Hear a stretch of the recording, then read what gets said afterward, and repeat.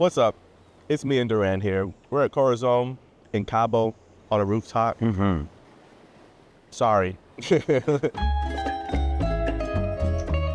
you're listening, new artists, turn on your cameras. Don't be afraid. Just videotape everything. Yeah. Turn on the camera. Videotape yourself just doing whatever you do. Because the internet does not care. If it's good, they're going to let you know. You know, I mean, life could be worse. That part.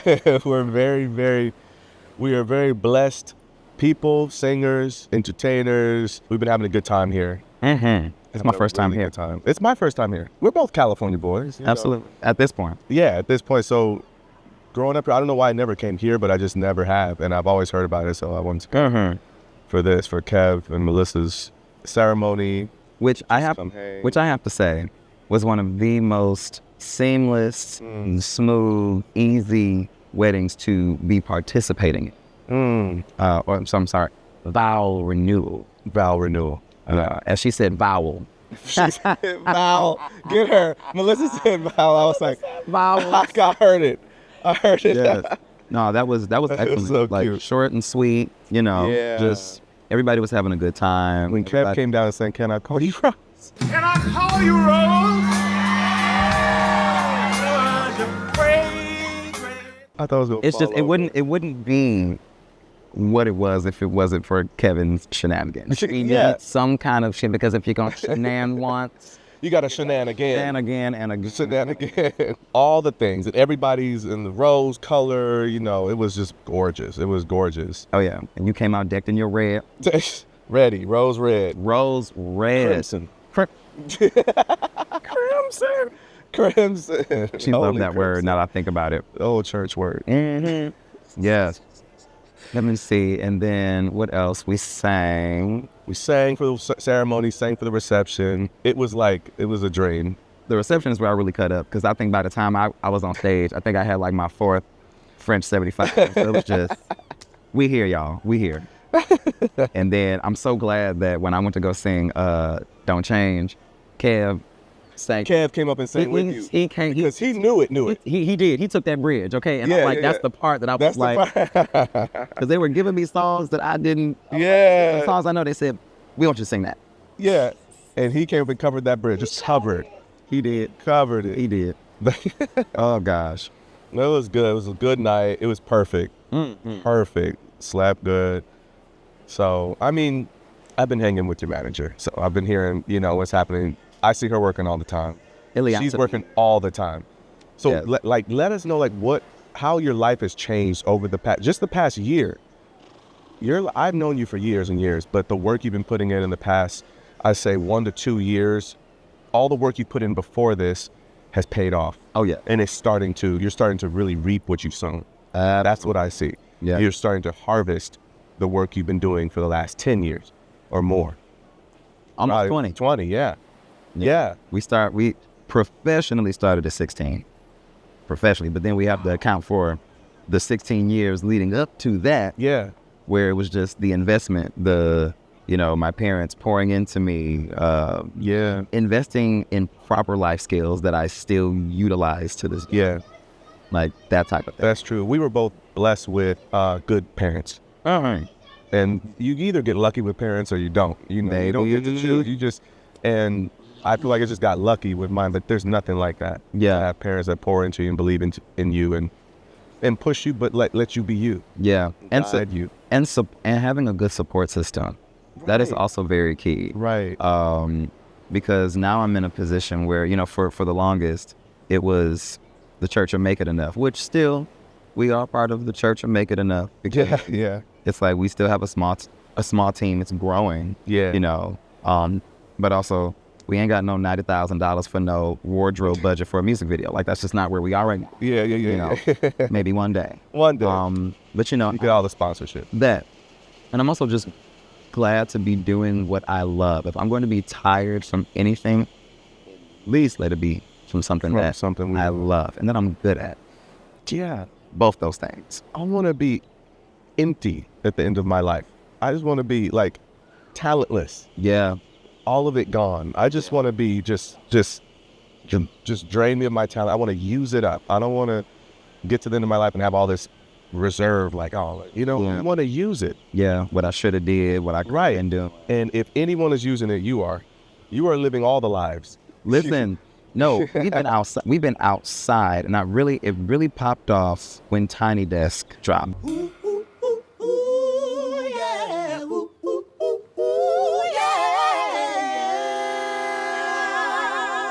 Right. That's, I think, a pivotal point. Because I was already on tour when I was doing when I stopped to do Tiny Desk. Right. So we were good. It was just that platform just added that nitrogen into the already working machine that was going on. It really solidified you as a character to people. I think because on your Tiny Desk, you became a character. Mm-hmm. You literally said, I'm a true artist. Watch how I recreate this art. Mm-hmm. And I put my spin on this. And so people accepted that, and they're like, okay, I see what he's capable of. Mm-hmm. And it started to just spread. I always love when you call me your favorite Muppet. You're a Muppet. I love Muppets. I learned as much about singing from the Muppets as I did from really good singers. Really? It's weird because the Muppets, I learned the expression and the fearlessness and how to just be free. Their voices, they're not really singers, but the way they're moving and singing, there's so much you can learn from a character. Yeah. It's like any character in a movie. We believe them because they're selling it to us, and they're doing it so well that we believe them. Yeah. And so Muppets are like this exaggeration of a person. Yeah. It's a caricature. Mm-hmm. And they're just exaggerated things, and so they're so free and fun that when I see them, I'm like, okay, I could, if I borrow from that with my talent, then that mix is really cool. It's part of your storytelling. Mm-hmm. And that's the first thing that goes into your music. Did you do theater? No, if I were a New York boy, I would have done theater.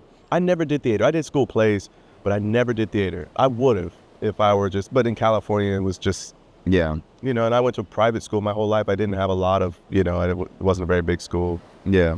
I did a community theater. That's cool. Cleveland, yeah. Oh, really? Mm-hmm. At Caramel Theater House. And that's what helped my stage presence. Yeah. Being a part of an ensemble. Yes. When you're a part of an ensemble, you are to blend in because you're a part of a bigger picture. And that's not the time for you to do your own thing. Right. That's what I learned. However, when it's your time to lead, you tear that stage. Take the stage. Yeah. Huh? Yeah. I was in choir, so I learned that. Choir is more about listening than singing. You got to sing your own note while somebody next to you is singing a whole different note, and you got to hold it down. But I didn't get as much experience being a soloist until later on in life, really. Working the stage, like I'm still a little stiff. Yeah. But I didn't get a lot of that. Is that why you're not so quick to, let me put out some music? Yeah, I don't know how much I really like to I don't think I'm that entertaining. I actually think I'm a little sarcastic and funny, and I like to play piano and sing. But that's, that is... It's a thing. It's a thing. It's a thing. And we love it. I love the bougie elegance. But it's also the warmth that you bring as well. The way you can bring people together. That all encompasses like what would make you interesting, what makes you Stevie. Yeah, that's true. But also, it needs to be a desire. Yeah. To be like, I'm going to be in the forefront. Yeah. And I remember you telling me long ago, you like, I just want to sing with my friends. That's my biggest joy, singing with my friends. If it were my last day on earth, I'd be singing with my friends. Mm-hmm. That's my biggest joy, singing with others, harmonizing, and just seeing others shine too. I don't think I'd want to be the only one on a stage. I just can't see it. But if I'm asked, I do it. It's not scary to me. I just do it. And what's crazy is I've never felt like I was alone. Yeah. And to think about this, there's a room full of people, or there is a huge gathering of people that are here to see you. And when I really digest that, there's nothing to be nervous about. Yeah. Like, you're here to embrace me being myself. Yeah. Let me cut up. Let me cut up. Let me cut up. Absolutely. That's true. That's true. I get so much motivation just motivating others and watching my friends, and it makes me motivated. Yeah. That's what gets me going. I get so excited about singing. Do you remember the moment when Taco Tuesday went from just a couple of y'all to just being this thing? Because the way that I was introduced to it, it was, oh, Stevie's having Taco Tuesday, pop on by. Yeah. I'm thinking it's going to be 12 people, and the house is full. You hear me? To the brim. To the brim. And it's like, wow. But yeah, so tell me that, and I also have something else I want to add. Okay, yes. Taco Tuesday was very small. It was just my friends, and it was really before social media really took off. I was trying to advertise my voice lessons. Gotcha. And what I did, and I say videotape everything, just have people videotape, and we'd come over, all my students would sing something we're working on, I'd invite. That was the first video, and I didn't even know who you were. That was my first video on YouTube. Babes, because and you'll find my comment on the video.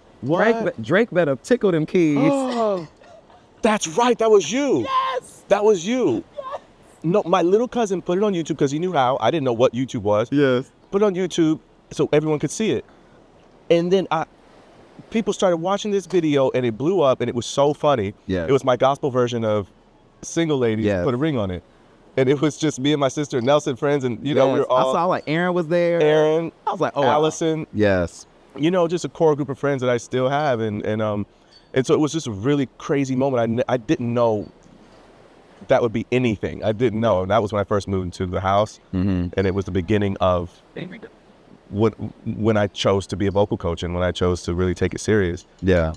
And then from there, Taco Tuesday grew and grew. But it was when more notable people come around, it makes it bigger. Gotcha. And so it attracted more well-known singers. Mm-hmm. And then they started posting videos, and then people were like, whoa, I want to come to your house. My house is small. It's only so big. You can't fit, that many people. But on camera, it looks bigger. It's actually not that big. It's small. So we moved it outside. We tried outside. And so it's just gone from indoor, outdoor, me making the tacos, me and my sister and friends making them, to... You had to get there early for the tacos. Yeah, because once they run out, I'm not making more. Right, yeah, we're done. Yeah. Yeah. Now we have like sponsorships and taco trucks, and it's really cool. Because Taco Tuesday that you did for Coachella. Oh yeah, that was fun. That day of me getting there was insane. That was insane. Because I left my phone in Amsterdam and I had to use my laptop to get home, and I literally got back to the house. I landed at 5, got to the house at like 6. And they're like, hey, can you be here at 7? What? Yes. So, and I remember just being so present that night because I didn't have my phone. I had my Apple Watch, but I did not have my phone. And so that was another moment to just really be in it. We should do another one like that. Absolutely. Into the summer. I'm down. I'm so down. I also want to say that when you weren't there for when you let me do my birthday party. No, I know. For my birthday Taco Tuesday. Yeah. As I'm going throughout the night, being under the same roof where 95% of the people there, it's like at every turn, it's oh my goodness, it's just my inner child is just like bouncing off the walls, and I'm like, yeah, I would be doing it if I had a home like to that magnitude. I would have these things. Like, come over, y'all. Let's just... It's basically your house. Absolutely. You can just say, I'm having something at the house. I'm like, okay. Yeah. No, you have created something so beautiful. So necessary. Mm-hmm. I feel that it gives us a moment and a space to just fellowship in a musical way. And also, it's not just musicians that are there. It's people that just appreciate music. They just want to be in the space. Right. And I love facilitating that. And the fact that you have been able to do that and get it to where it is. You remember when you showed up in roller skates? You showed up in roller skates. Which time? I know. Which time? There was a time when Kaylani came to the house and I had my skates on. Yeah, you did. And then there was another time I had my skates on, and I was singing Smooth Operator. Yeah, I have that. Give new artists some advice. What would you say to a new artist? It's like, I say someone just up and coming, starting out. I'm always telling people to study your craft. Study your craft. Study around people who are better than you. Yes. That's the only way that you're going to get better. That's the only way you're going to enhance and evolve and grow. And I've peeped that some people will surround themselves with people that they think they're better than. And as the scripture says, just because you surround yourself with midgets does not make you a giant. Oh, it is. I said, sir. I said, surrounding yourself with midgets does not make you a giant. Iron has to sharpen.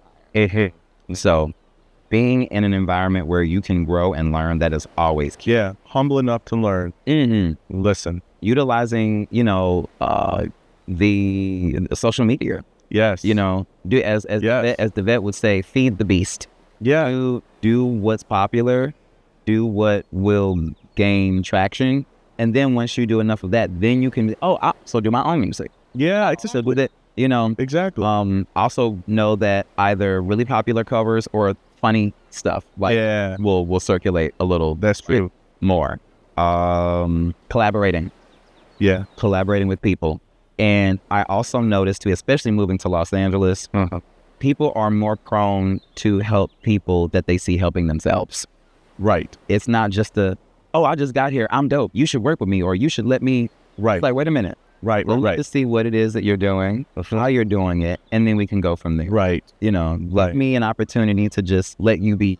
Right. I need. Right. And there could be something where, you know what, I see some potential in that. Like, let me give you some homework. Right. So I think a little bit of it, sometimes people get a little too excited, or they might feel entitled and they don't even realize they're feeling entitled.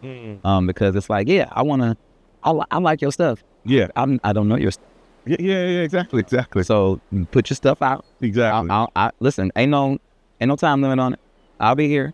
And that's the other thing that I love about the position that I'm in, because I'm still independent. Right. But I did just get signed to CMG. Creative Music Group, which is wonderful. They have been just putting me in spaces where eyes are going to be on me. I can collaborate with whoever I want. Good. So it doesn't matter if you have 300 followers, 300,000 followers. If your material or your art inspires me, if it pulls me, babes, that's half the battle. Yeah. That we done got over the mountain. Exactly. That's it. So, those are just some of the things that I've accumulated over the course of my career. I mean, and also like artist development. But my artist development was church. It was theater. It was my father taking me on the road with him at 16 as a production assistant for Earth, Wind & Fire. So being in that environment, getting schooled, people not being selfish with their knowledge, pulling me to the side, like that's the type of the company that you keep is so important, because you don't want people that are going to yes you all the time, but you also don't want people that are going to denigrate you as well. Like there's also another quote that I saw where it says, honesty without compassion and kindness is abuse. Wow, that's good. Honesty without compassion and kindness is abuse. It is. Because you can be honest, but you can be hurt in how your honesty is. Yeah. And so I don't ever want to be in a position where I'm bringing someone down. Satelitizing somebody. That part. Satelitizing their name. That. Satellites. They're going to try to satellize your name. They're going to try to sabotage you. It's a story. That. Yeah. So I try to make things a teachable moment. Wow. Because everybody's not going to do that. But I also have a very, I'm a good hybrid of my parents. Yeah. So the softness of my mother is just, it's like, baby, okay, this is what we going to do. That's what we're not going to do. That's true. And then my dad is just, like, hey, if it's not in front of me, it's not on my radar. Yeah, you know, on the go. Or he'll say if it's not worth the investment if you can't take the criticism. You know. No, he knows. Oh yes. Oh yeah. Love your dad. Listen, nobody has had my back like my father. No, ever. And there are people that have my back. right. Oh my goodness, you have my back. Yeah, Ileana has my back. I mean, right. I am surrounded by love and support. Mm-hmm. And then there's Bernarr Sr. Right. Who takes the cape of how you can show up for someone. Mm-hmm. And looking back now, him telling me that he's proud of me really did something.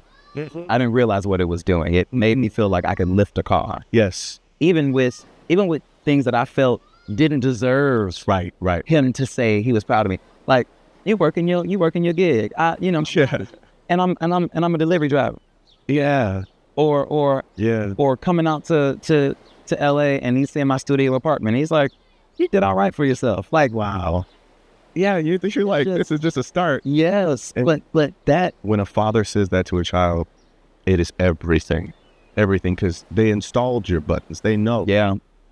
They know, and there's always something in you that wants that. Yeah, absolutely. Yeah, I'm so grateful for that. And it's to the point where I've encountered people who did not have support from their parents, and I do my best to extend that. Yes. So that they know what it's like to be supported. Exactly. For someone to just give them information without there being any ulterior motives or anything like that. Like, we're here to help. Right.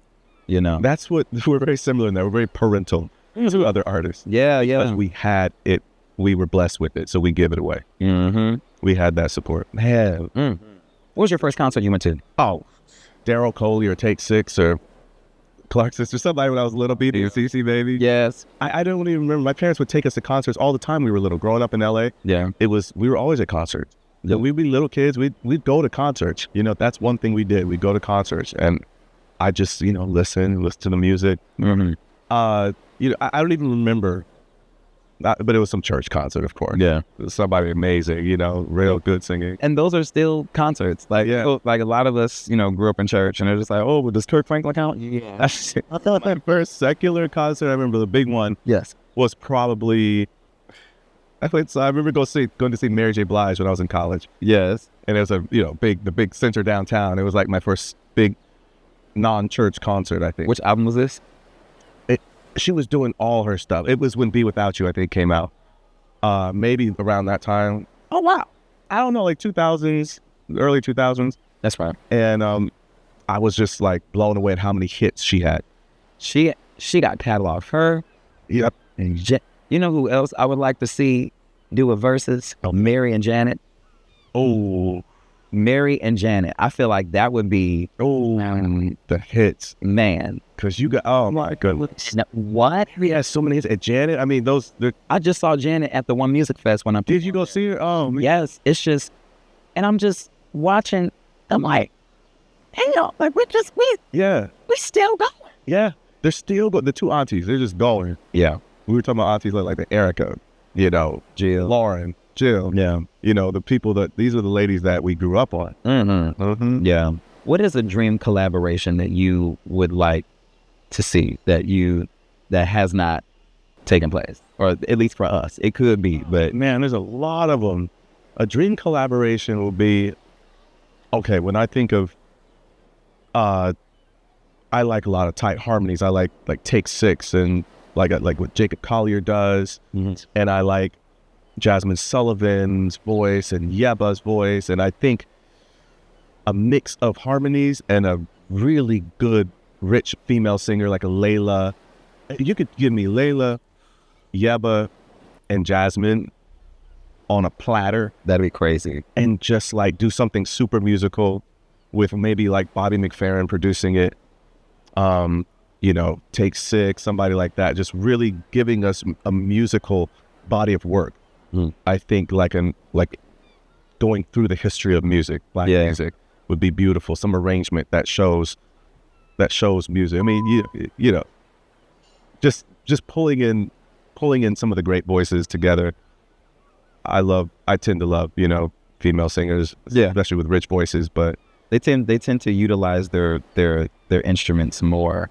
Yeah. There's a lot. There's more. Yeah. But of course, I grew up on a lot of like Eric Benet, Joe, Brian McKnight, Joe Thomas, Full Chest Ministries. Tom. I'm trying to get in touch with him. I'll share with you later because there's when I tell you what I'm up to. You know who else have Brandy and Destiny's Child? They didn't do a record together, or Brandy and B. They haven't done a record. Usher and B haven't done a record. Well, who else? I'm trying like who has not done. I mean, honestly, right now, as far as like the new girl is with the legends, Victoria and Janet. Oh man, I would love to see that. That would be nasty. Victoria, did you see the All Right video? Yes, I saw that. Bankhead. I was like, first of all, I'm like, how am I supposed to go to sleep? How am I supposed to go to sleep? Victoria. And I posted, I reposted where we were singing On My Mama. Yeah. Tagged her. She was like, I love y'all so much. I'm like, listen, we need to come over to the house and share. Yes. We need to get Vicky over to the house. Oh my God. No, we have to. Yeah. She's come over for voice lessons too. Like, she's so humble. She started coming over for voice lessons when she was really starting to pivot and focus more on her own artistry. Mm-hmm. Just humble, just beautiful, humble, great person. Yeah. I love Victoria. Yeah. But like her, yeah. Mm-hmm. Oh, that'd be nasty. That'd be nasty. Words, yeah. Throw Kalani in there. Claude Kelly. Claude. Because, you know, he did, him and Chuck worked on Unknown and Neutral. Right. On the Shoutout project, which, by the way, I can get that. Yeah. It's out now. Harmony. Yeah. No, he's Chuck said you could be a hybrid of Freddie Mercury and Shaka Khan. And my brain just one of the best, truest things I've heard about you. That's what you are. That is insane.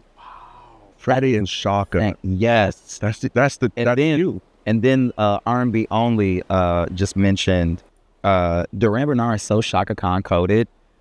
And it's like, if you watch My Tiny Desk and then watch hers and then watch mine again. Right. It's like, oh, you see where the influence came from. Absolutely. Mm-hmm.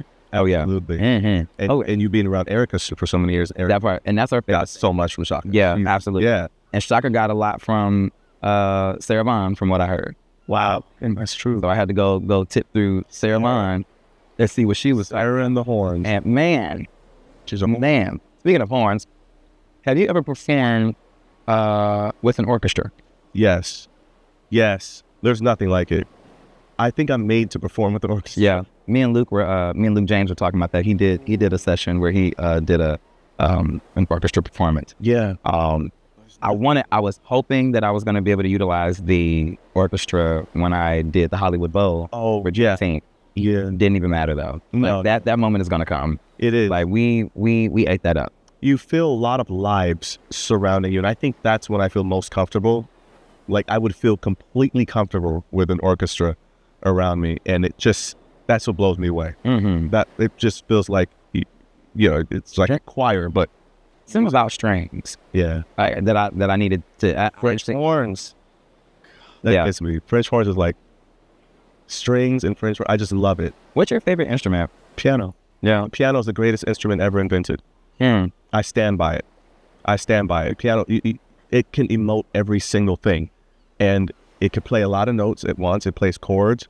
I love Hammond organs because of how it breathes like a human. You have a Leslie, you have the vibrato, and you can smooth it out, and it just touches my soul. I think Hammond organs are one of the greatest thing ever. Pipe organs in general. I love pipe organs too. Cathedral organs. Yeah. But I like chords. Yeah. That's my favorite thing in music, the chords.